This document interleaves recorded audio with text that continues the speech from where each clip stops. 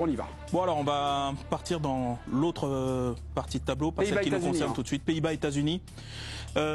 Pulisic étant incertain, je mets avantage aux Pays-Bas, mais ils m'ont pas convaincu. Mais quand même les Pays-Bas, peut-être à l'expérience, à quelque chose comme ça.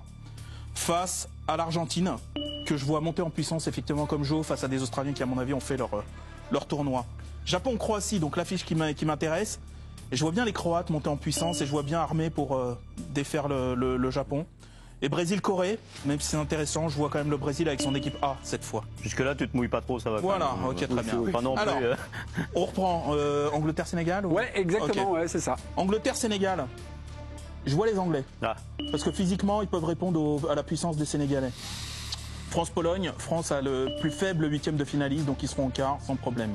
Espagne-Maroc, et là, Etienne va être content, c'est son match. Effectivement, je suis d'accord avec lui, c'est plus ouvert que prévu. Et le Maroc, sur ce que je vois, peut faire mal à cette équipe d'Espagne, que je trouve parfois un peu neutre, et qui peut faire 1000 passes sans tirer une fois au but, ou enfin j'exagère, mais voilà. Donc, allez, le Maroc, la surprise. Le Maroc ? Ouais. Et Suisse-Portugal, beaucoup plus ouvert que ce qui paraît, mais allez, quand même avantage aux Portugais. Est-ce qu'ils ont tout, ils sont armés, ils ont les postes doublés. Pays-Bas-Argentine, Croatie-Brésil, Angleterre-France, Maroc-Portugal. On continue le bracket de Dave Apadou. Et on démarre par en haut, hein, Pays-Bas-Argentine. Qu'est-ce qu'on fait ? Argentine. Argentine qui semble avoir trouvé un système et je pense qu'ils seront au rendez-vous des demi. Brésil-Croatie, ça c'est un vrai match. Et peut-être avec le retour de Neymar, je pense à ce moment-là. Ouais. Parce que peut-être pour les 8e, ils le laisseront encore. Mais avec Neymar, je pense que ça doit passer et ça peut faire Neymar contre Messi. Brésil-Argentine. Brésil-Argentine en demi. Quel spectacle. Quart de finale Angleterre-France. Attention, le pays est en jeu. Le pays est en jeu. Faites gaffe. Bon. Alors, il faut absolument que j'ai tort, mais je vois les Anglais. Parce qu'en fait, ils ont, à mon avis, la parade anti-Mbappé avec Kyle Walker.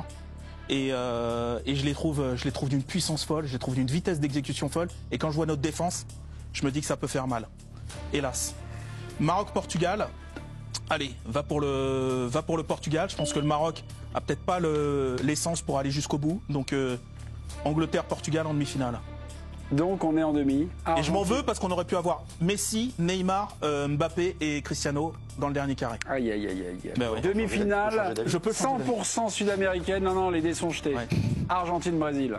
Je vois trop de puissance et de qualité du côté du Brésil, trop de capacité à faire mal. L'Argentine, ça tient quand même beaucoup sur le pouvoir de création de Messi.